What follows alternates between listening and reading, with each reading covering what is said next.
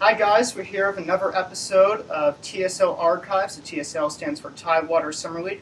I'm here with my good friend today. Can you tell us what's your name, how old are you, and where you're from? Coach Matt Young, 46 from Waterville, Maine. And, well, you're from the New England area, so are you a Red Sox fan? Of course. Of course. Straight up. Nice. Die hard. And how did you get into baseball? Baseball started with me at a real early age. My dad introduced me to the game probably.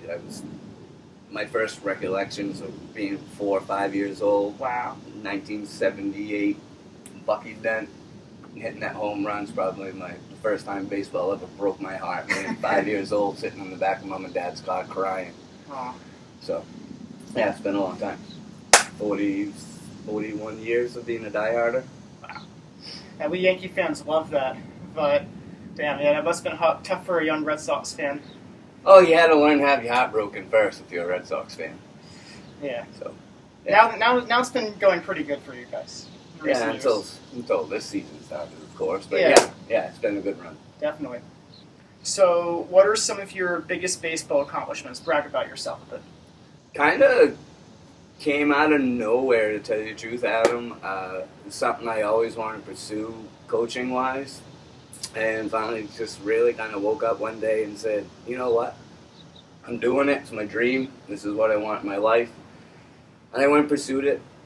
I started all the way down at the T-ball level, coached my way all the way up through high school, JV, high school, varsity, the Legion ranks, and now here the college ranks. Mm-hmm.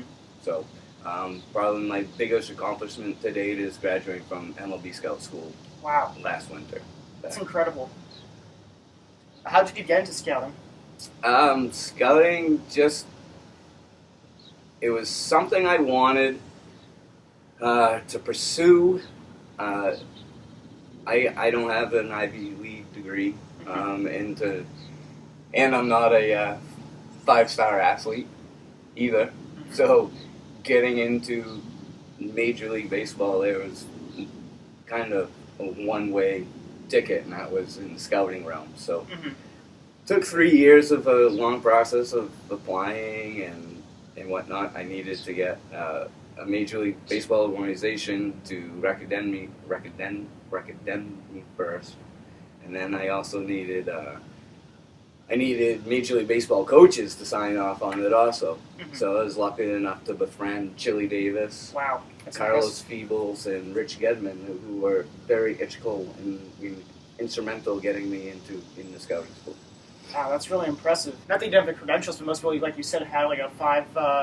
They're like an athlete before, or they like really been around the coaching business, but you really worked this way up yourself. That's very, very incredible. Worked it all the way up myself, yeah. And well, tell us about the day in the life of a MLB scout. Oh, that's a long, lonely road. Many hours sitting at a ballpark, just kind of, not hoping you run into talent, because I think there's talent on every baseball field out there, but trying to find that diamond in the rough. Everyone out there now is looking for the next Aaron Judge or Albert Pujols or Mike Trout. And those guys can be spotted a million miles away. It's finding the diamond in the rough. You know, what I try to concentrate on is I try to find the 20th through 25th man on a roster that fill out a back end of the roster. Those are the type of guys that I'm out looking for right now. That's really cool. So like those guys who are starting to make their way up, those guys you never heard of and come out of nowhere. That's really cool. Yeah. What are some of your coolest stories as a scout? Tell you the truth, Alan, I'd have to think about that one for a little bit, because there've been some funny stories. My favorite story of all time, and it actually has nothing to do with scouting, it was just one of these stories that I heard hanging around the clubhouses and hanging around guys, was Manny Ramirez and Julian Tavares. What's up, boys? When they first came up with the Cleveland Indians. Now, granted, Manny grew up in the Bronx, New York. Okay? And they kept borrowing money from the the clubhouse attendant. $100 here, $20 there, $300 here. And he kept loaning it to him, but could never figure out why these guys kept asking him for money. Mm-hmm. So it got to be around this time of year, July, and the Cleveland Indian front office comes down and asked me and Ramirez and Julian Tavares why they haven't cashed a single paycheck that they've received since spring training. And both of them kind of look at each other like they don't have any idea what they're talking about. So they go out to Tavares' car, open up the glove box, and there's stuff 4 months of paychecks in the glove box of the car because neither one of them knew what a paycheck was. Jeez. So that's my ultimate go-to when anyone asks me, what's your funniest story? That's always my go-to because that still just blows my mind. I hear these two cats that play Major League Baseball at 20 years old and just clueless in life and have no idea what a paycheck is. Well, wait, is Tavares from the U.S.? Or? No, he's from the Dominican, Tavares, but okay. Manny was... Yeah, Manny's from the Bronx. I mean, there's no exception there. Yeah, exactly. That's so weird. Yeah. But at least they figured it out. They figured it out. And I'm glad the team stepped in, too. Yeah. Yeah. So you mentioned that, you're a college coach here at Tidewater Summer League. So how did you get into coaching in the first place? It was it was a need. It was something that I felt in my heart that this game had given me so much growing up that I needed to give back to the game. Mm-hmm. So that started at the volunteer level and the youth level, and it's just grown from there. But it all started with my feel as though I owed something back to this game, to give something back to it. And that's where it started. Mm-hmm. We definitely appreciate, I'm sure the players and me, myself included, appreciate your wealth of experience as a coach. Definitely probably helps out all these guys.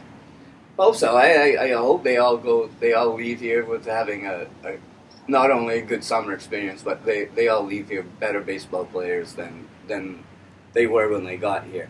Now that might not be, on the physical side of things. It might be on the mental side of things. Mm-hmm. So some of these guys, they come into these summer leagues and they're big time stud from wherever they were previously, and this has been, either the first time they've been knocked back.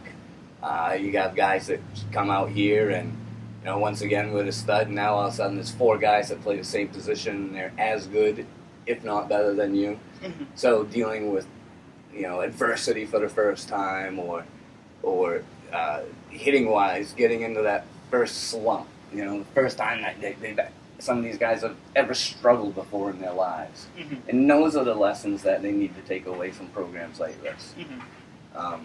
If it was easy, everyone would do it. Yeah. It's not. And a lot of these guys, you've seen all the games, a lot of these guys go out there and they make it look easy. Yeah. It's just easy. And so I think it's real important that every baseball player learns the struggles part too. Yeah, it's definitely a very tough game, but that's really cool that you're helping them, any way, shape, or form, but especially on the mental side, too.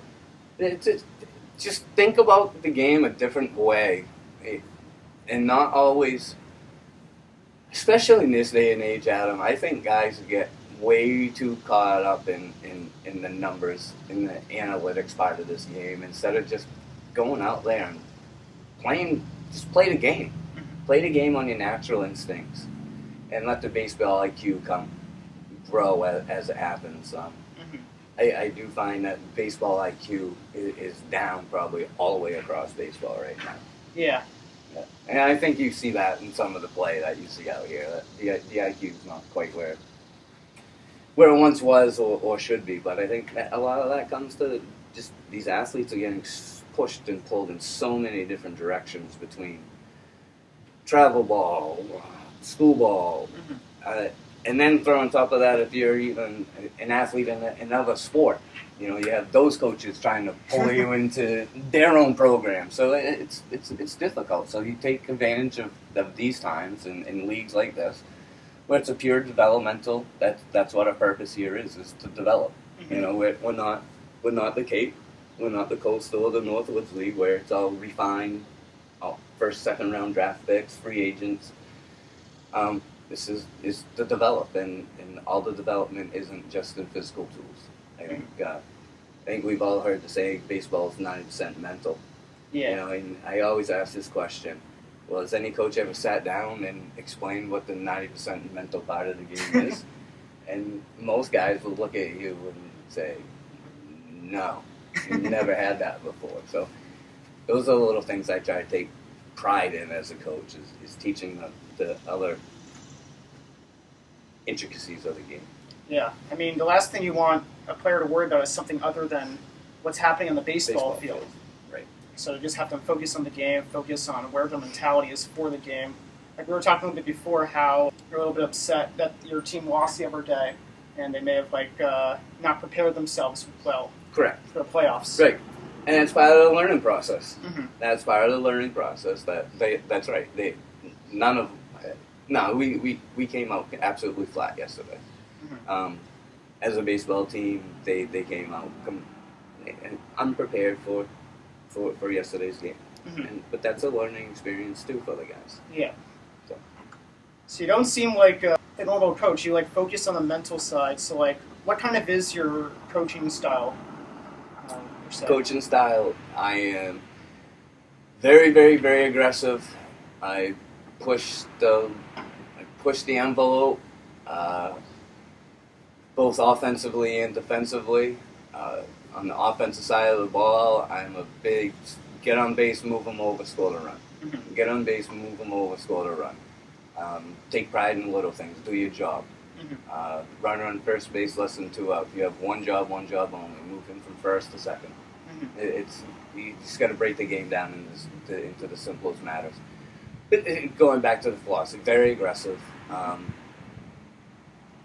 There are some unwritten baseball rules that I don't buy into either. I think you've seen me taking a first or third out at third base or something in the middle of an inning, because I'm just, until I am lucky enough ever to coach a team that has 25 guys that can absolutely mash a ball over the fence at any given time. I think you need to create and you need to take opportunities wherever they may be, and that's whether if there's no outs, 1 out, or 2 outs in an inning. You just got to go for it. So that's where I stand. I don't buy into the whole launch angle, exit velocity, new age of hitting. I don't buy into that. I'm still hit the ball the other way, line drives. Yeah, and I don't think that part of me will ever change. I think that's the way the game is meant to be played. And I think baseball also, and I think we're starting to see it now at the major league level, where baseball's starting to, there's that shift is starting to happen again, where, most guys will tell you that most guys can time up a 100+ mile an hour fastball. The one that gives them fits is that off-speed pitch. Yeah. And I think we're starting to see that in baseball now, where, the off-speed stuff is now starting to let her high. Never, ever, ever was that ever a part of this game, off-speed stuff coming in, let her high, and then moving from the zone out of there. So I think baseball's coming back around. Pitchers are going to get away from the launch angle. They're not going to leave it down the zone and just let you lift the ball up out of the park. It's going to come back to the line drives. I think the pitch count age is really starting to take effect, and I think we're going to get back into driving up pitch counts, taking pitches, long at bats, 6+ pitch at bats. I mean that whole part of the game is all coming back, probably relatively quickly. Yeah. The old school baseball mantra of being aggressive and having the longer bats and moving the runners over is definitely starting to backlash. Hitters are getting worse at hitting, and yes, they're hitting more homers, but they're batting low 200s, so they got to find ways to get improved.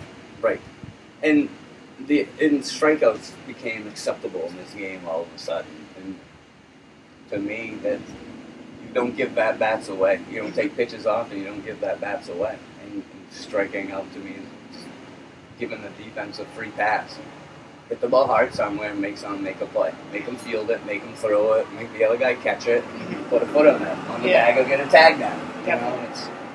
That's the way you look at the game. Yeah, definitely a good and prevalent ideology in this very new analytical game that we're seeing. Definitely still has some matter in it. Well, and I also think too, Adam, that you can make numbers look however the hell you want them to look.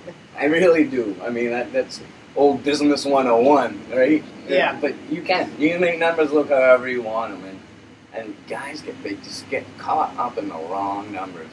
I think, take pride in the little things. The things that don't show up in the box score necessarily are probably some of the most important things. Like going right back to simply moving a runner over. That's the difference. Moving a guy from first to second, that's the difference between scoring on a little droopy base hit or still staying on second base. Yeah.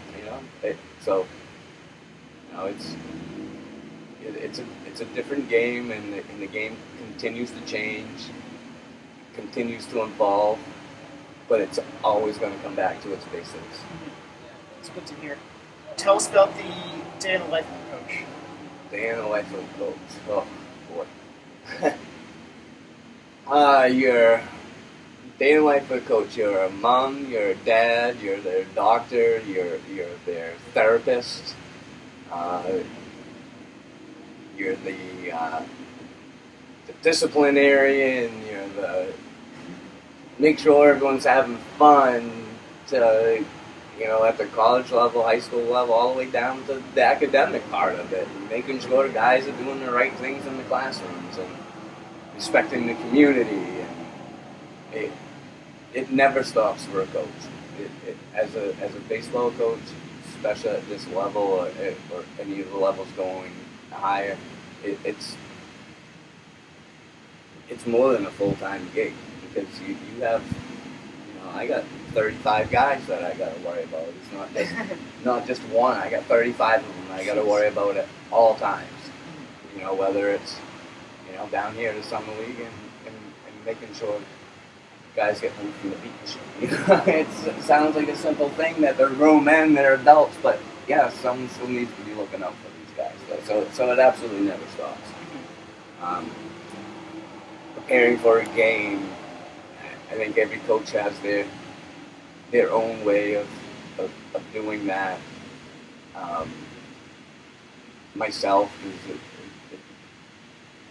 I'll probably write out 15 lineups before I settle on one here in the next hour. I always just try to make sure 3 hours before game time my lineup's set and there's no more changing anything. That's what it is, and that's what we're rolling with. But up until that 3 hour prior to, I'll sit there and change lineups 100 times. Yeah, coaches, we're weird breeds, we're weird ducks, man. We don't know how to get out of our own head sometimes. and you as a coach, I'll play this 9-inning game in my head probably another 10 times before the pitch is actually thrown. Wow. So, yeah, it's a full-time gig. Yeah, I didn't realize that much thought process was involved in coaching. That's definitely Yeah, I mean, you just got to start looking at matchups that, today, we're playing the Daredevils. They're a left-handed, predominantly left-handed dominant lineup. So, that 8 fastballs for lunch. So, the people who throw him today is an off-speed type of pitcher and throw the timing off. And is he my typical number 2? Probably not, but he is today. Yeah. He is sense. today. So, yeah. Yeah. It certainly sounds like you take pride in your work. I do. That I do. I think anything worth doing in life is doing 100% all out, balls to the walls. Mm-hmm. Anything. Yeah. Whether that's being a dad, being a student, in your job, playing pushies in the backyard, whatever it is, it's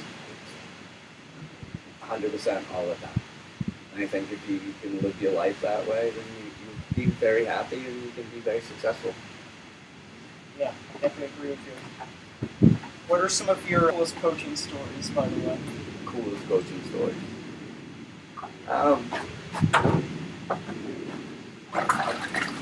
Last year, So it was August 28th or so. I do some hitting consulting work for the Red Sox, mostly in their minor league systems. Between Greenville, Salem, Portland, Maine, a little bit in Pawtucket.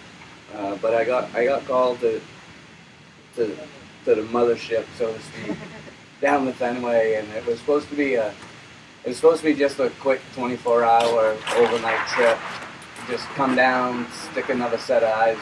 Rafael Devers was struggling mightily at the time, and no one could really kind of put a finger on it. So they called me down, and I spent the Saturday with them, just in the cages at Fenway Park, just kind of going through some things, and started talking to him, and what's going on with your kid, and when it was all said and done, he had hurt his throwing arm.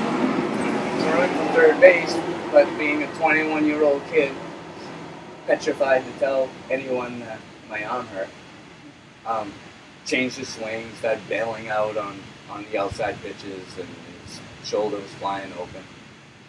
So I was talking to him, and we started getting through a few things, and next thing you know, the Red Sox it's now Sunday, and the Red Sox are leaving after the game for Tampa Bay. And they come in and said, by the way, we put your hotel for another 3 days, you're staying here, and we're leaving Devers behind with you.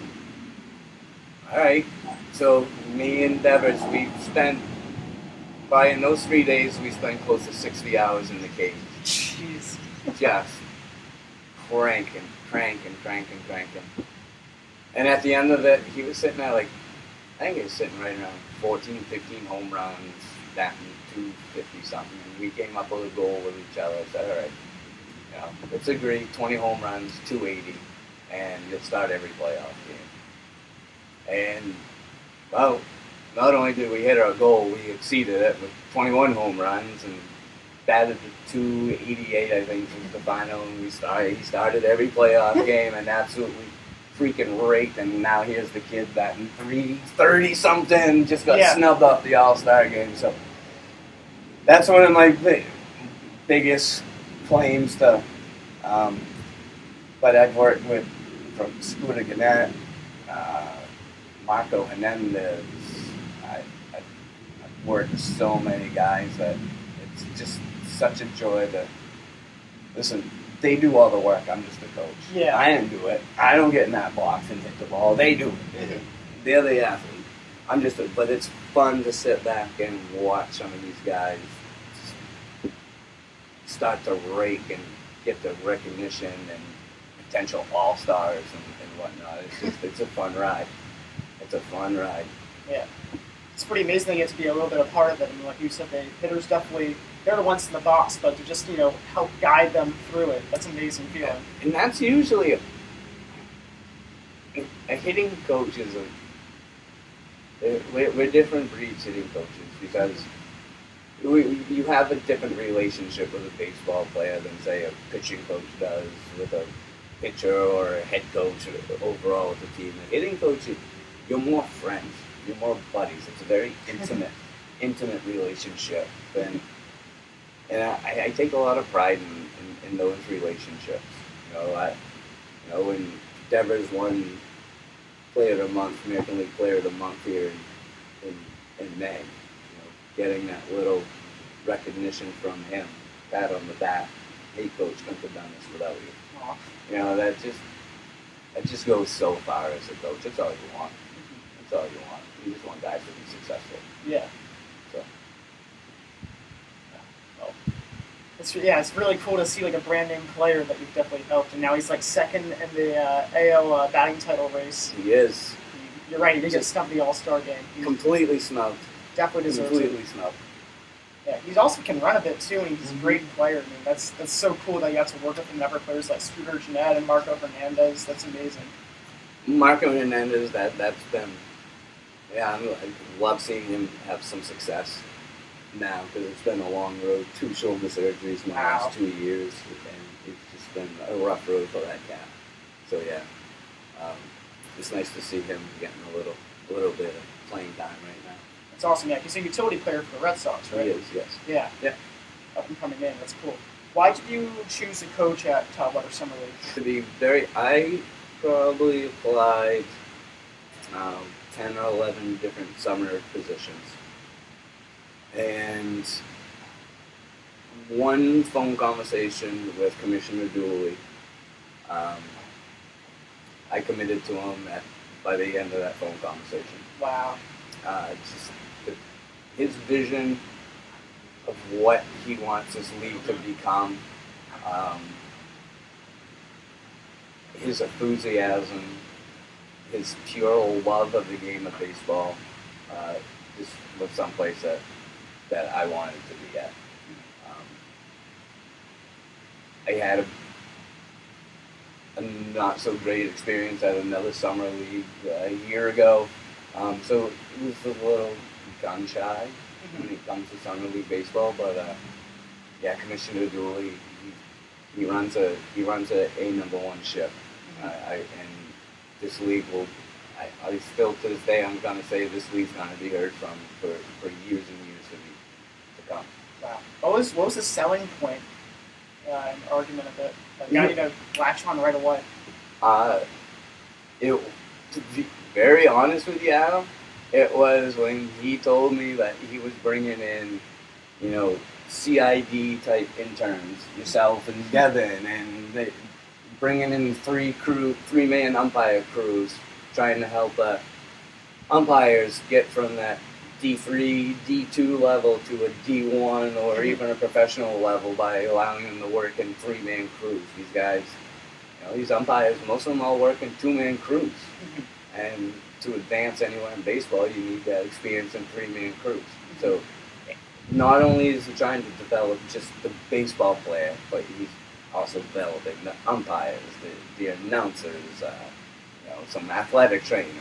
He's trying to involve the whole entire game and develop not one piece of the puzzle, but the whole thing. And that's what got me. All right, this guy's on the right path. So, that was it. Besides this Tidewater Summer League being developmental league, what's also so great about this league? The coaches and the players. The coaches and players make it happen. Every coach down here is top notch. And all the players, I feel as though every single player here not only wants to be here, but they want to get better. They want to be coached. And that's what makes a league run. It comes down to the players. Yeah. And pretty special group of guys down here. The 300 or whatever ball players it is ever down here this summer. So that's it. And what can be improved about Tidewater Summer League as well? Well, the first thing, my first suggestion would be get rid of breakfast. It's so bad. It is. Just get rid of the breakfast and figure out a way to throw a dinner, some sort of dinner on there. A lunch and dinner. I think we should consider changing the game times to like a 9 a.m., 4 p.m., a 7 p.m., and a 9 or 10 p.m. and something along those lines. The 1 and 4 start times for that 1 o'clock start time. These guys are out here dealing with 94, 95 degrees, middle of the day. Yeah. So I'd change the game times a little bit. The other thing I'd like to see happen down here is I'd like to see a little more community outreach. I think it's important. They had that little Rugrat baseball camp here a couple of weeks ago down here, and I think that's something that could be built upon. I never think it's too early to start with guys going back to my need to get back to this game. Well, I think these guys need to start kind of learning that lesson too and start giving back. So let's figure out a way to get some of the inner youth in here. Maybe only a couple of times, 2 or 3 times, but let these kids get out here and work with these college athletes who every kid looks up to, and let them start giving back to the game a little bit. So those are the few little things I'd change. I'd probably try to start it maybe a week or 10 days later too. College baseball season is a grind, and a lot of these guys, and I think you've probably seen it yourself, that a lot of these guys, this is no matter how much travel ball that they played in their past, that 40 to 50 game college schedule is the most competitive baseball any of these guys have ever played. Then throw on top of that coming into a college summer league where the competition probably stepped up a little bit to some of the conference play some of these guys played in. And these guys hitting that physical and mental wall that none of them have dealt with. So I think starting the season, give them, we literally had guys that, showed up out of here, the JUCO D3, D2 World Series, literally left the championship round and came straight here. Jeez. With no break in between. And then you have that other set of guys that, unfortunately, their teams didn't make it through conference play or whatnot, and they were home for 2.5, 3 weeks. So if we started a little later, give those guys give them that extra week or 10 days so they can get their time off, and then start getting themselves worked back up into playing condition, and give these guys that, instead of punishing some of these guys for extending their baseball seasons, let's let them go home, let them go see mom and dad, their girlfriend, their dog, whatever, get a home-cooked meal before they come report, for summer baseball. So start it a little later and end it a little later. I guess, to me, what's the difference between getting home July 12th or July 30th? What's the difference at that point? Yeah. So athletes definitely do need for rest. Yes, they do. I do want to highlight one of the things you mentioned, which will tie into the last question. You talked about how we should do more community outreach here, which I definitely feel is important. So how can we market TSL a little bit better? Like, I'm guessing through community outreach, like what specific things can we do to help market our league a bit better, help give back to the community a bit? Well, first, it's getting the youth involved in here. Kind of changing those game times. We could incorporate, getting these kids in here, get some work with some of these guys, and then sticking around for watch a game. That it's a beautiful facility that we have here, and this place should be full of little kids, running around chasing foul balls and whatnot. There are programs that can be instilled, I wouldn't want to limit it to just the inner city youth or whatnot. I'd like to open it up to the whole area down here. Yeah. And hey, listen, no charge, get the kids out here and work with them and just keep trying to grow this game.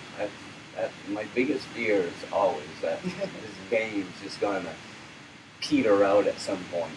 Yeah. I think we'll always have baseball players, but will we always have the athletes? And I think we need to capture those kids at a young age, like I was captured and mesmerized by this game.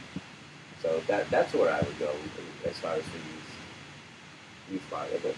I definitely agree with you. Once you capture them at a young age, like you said, they're set for life. Set for life. I don't buy into the losing baseball players to lacrosse and to that. I don't buy into any of those because I've yet to meet a baseball player that was decent that quit playing baseball to go play another sport. It's just that's not where we're losing these kids. We're losing the kids early on. And there are things that you can do to change the youth game a little bit to make it a little more exciting, but those are all topics for another discussion definitely. Another day. Yeah. But, All right, well, that was my last question, so thank you, Coach Young. I appreciate the interview. Not a problem, Adam. It's my pleasure. glad I could help. Glad I could do it.